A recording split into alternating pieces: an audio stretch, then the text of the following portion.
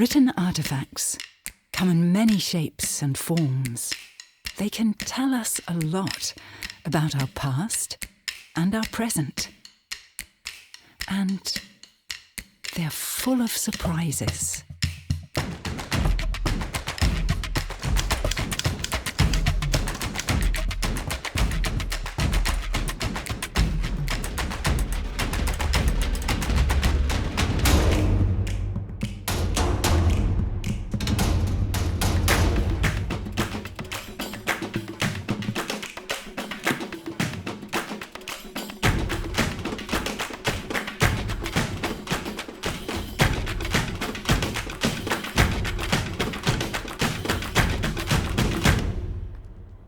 Manuscript is usually a soft material on which you write with kind of ink or something like that. So you think about paper, about leather, about vellum, about papyrus, something like that.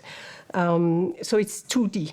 These clay tablets, we consider them as manuscripts, and this is a bit of a revolution because this is a 3D text. So why do we speak about manuscripts? Well, because it's handwritten, like on paper. It's very portable. While you're writing, you can erase. It's fresh clay, so you can just press your finger on it.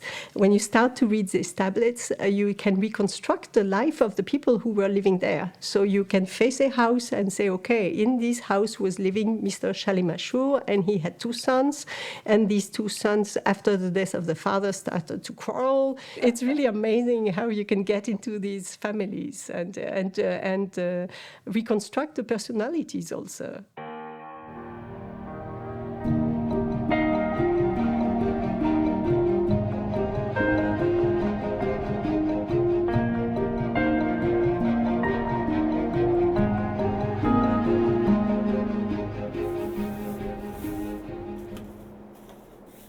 Inscriptions are a very important source when you want to reconstruct daily life in an ancient city.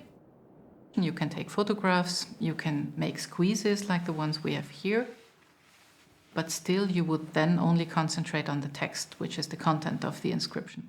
But inscriptions are 3D objects, they're written artifacts, as we would call them, so there is a lot of context that you have to take into account. We need to know where was the inscription, who is the audience, who can actually read the inscription, is it hidden, is it far above, or would it be on eye level? Are the letters large or are the letters small, and things like that. So we need the spatial context of the inscription. Yeah, there you've got it. That's just to see, we're now looking from the stage building towards the cavea where the people would sit, and you have this pilaster here on the left side. Mm-hmm. Yeah, we've started to wonder when we had your 3D reconstruction here is, why would somebody have his inscription there? Why have it somewhere hidden? There's not a lot of people walking by on this side. So who's the audience of this inscription?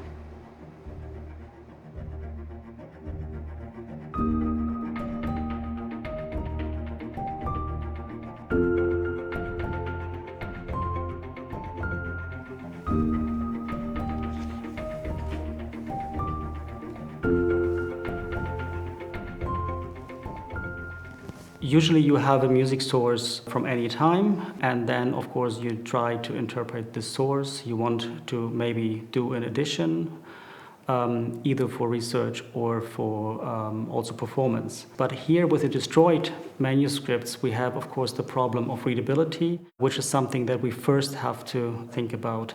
So with multispectral imaging, you have the possibility to recover the lost writing. You use different light sources. And in the parchment, there is often some part of the ink left, which we cannot see with our naked eyes. Or sometimes we just see sort of shadowy figure. So we know there is some writing, but we actually cannot read it. So with the multispectral imaging camera and the processing, we are then able to recover this.